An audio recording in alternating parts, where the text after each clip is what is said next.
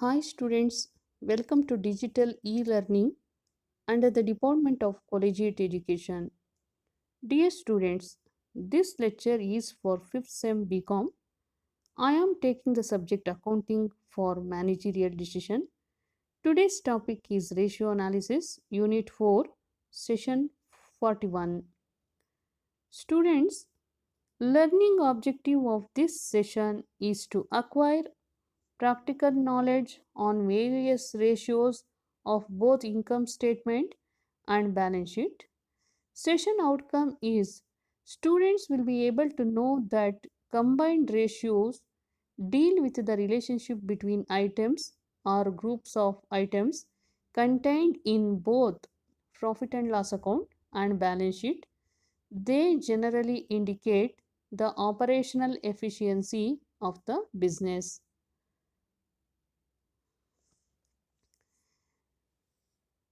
The details of Srinath Company are as under: sales 40% of cash sales 15 lakh rupees less cost of sales 7 lakh 50,000 rupees, gross profit 7 lakh 50,000 rupees less office expenses including interest on debentures 1 lakh 25,000 rupees, selling expenses 1 lakh 25,000 rupees, total 2 lakh 50,000 rupees we have to deduct. After that, profit before taxes is 5 lakh rupees less taxes 2 lakh 50,000 rupees, net net profit 2 lakh 50,000 rupees. Balance sheet: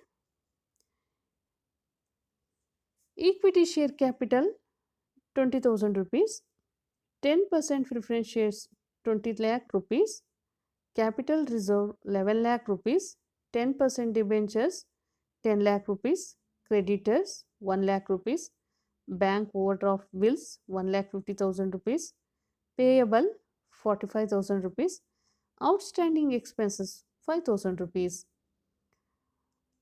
Asset side: fixed assets 55 lakh rupees, stock 1 lakh 75,000 rupees, debtors 3 lakh 50,000 rupees, bills receivable 50,000 rupees, cash 2 lakh 25,000 rupees, fictitious assets 1 lakh rupees.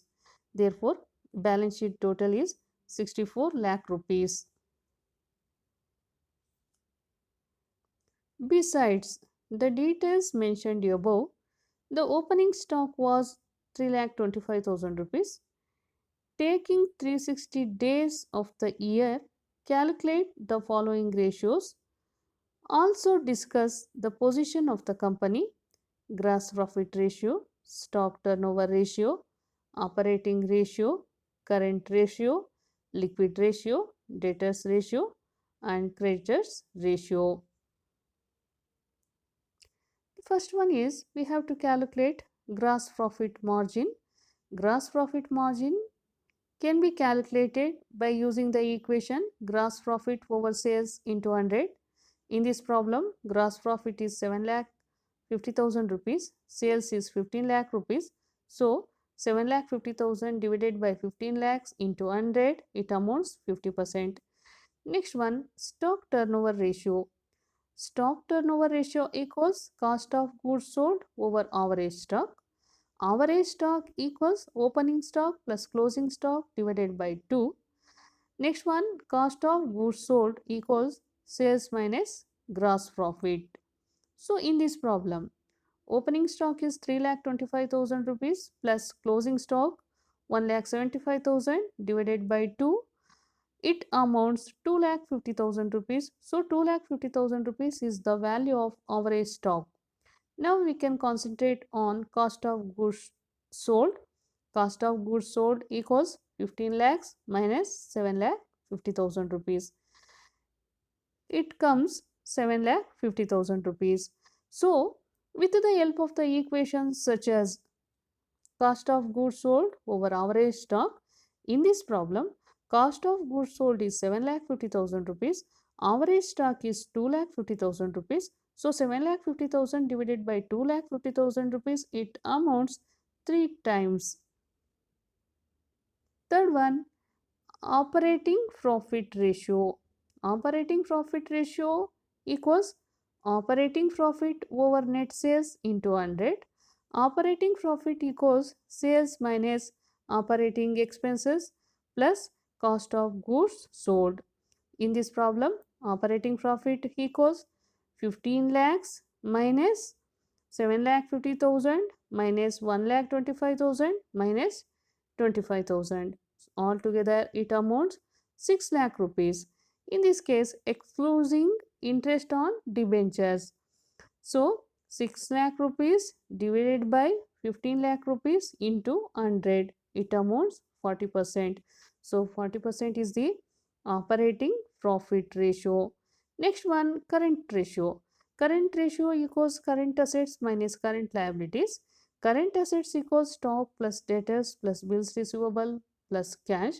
Current liabilities equals creditors plus bank overdraft plus bills payable plus outstanding expenses.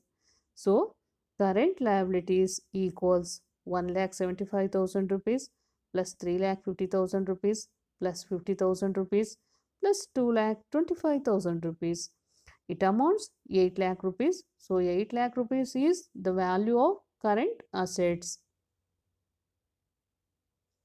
Next one, current liabilities. Current liabilities equals 1 lakh rupees plus 1 lakh 50,000 rupees plus 45,000 rupees plus 5,000 rupees. So it amounts 3 lakh rupees. So 8 lakh rupees divided by 3 lakh rupees, it amounts 2.67 is to 1. Next one, we have to calculate quick ratio or liquid ratio. Quick ratio or liquid ratio equals liquid assets over liquid liabilities. So here quick assets or liquid assets equals current assets minus stock. Next one, quick liabilities. Quick liabilities equals current liabilities minus BOD. So quick assets equals 8 lakh rupees minus 1 lakh 75,000 rupees.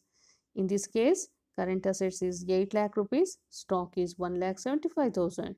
So, 8 lakh rupees minus 1 lakh 75,000, it amounts 6 lakh 25,000 rupees. So, 6 lakh 25,000 rupees is quick assets. Next one, quick liabilities. Quick liabilities equals 3 lakhs minus 1 lakh 50,000 rupees. It amounts 1 lakh 50,000 rupees. So 1 lakh 50,000 rupees is quick liabilities. So we have to calculate quick ratio by applying the equation liquid assets minus liquid liabilities. In this problem, liquid assets is 6 lakh 25,000 rupees. Liquid liabilities is 1 lakh 50,000 rupees. So 6 lakh 25,000 rupees divided by 1 lakh 50,000 rupees, it amounts 4.17 is to 1. Next one, debtors ratio. Debtors ratio equals debtors plus bills receivable into 365 or 360 days over credit sales.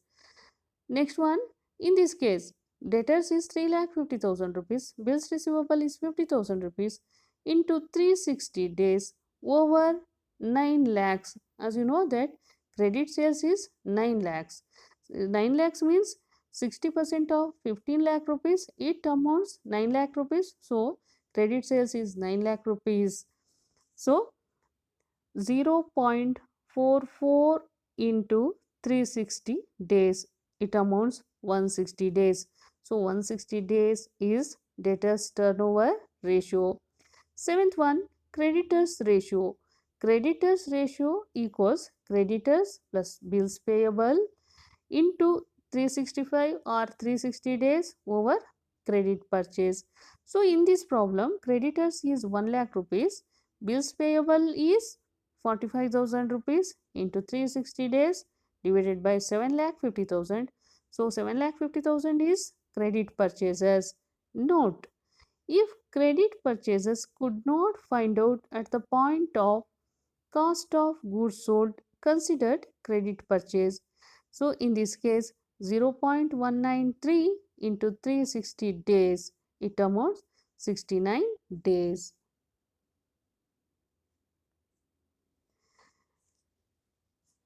Now, I will conclude that for evaluating the financial performance of a company, various techniques or methods are to be used. Among all those techniques, ratio analysis are to be sophisticated tool. It is also considered to be one of the most powerful tool for analysis where the relationship will be established between figures. Thank you.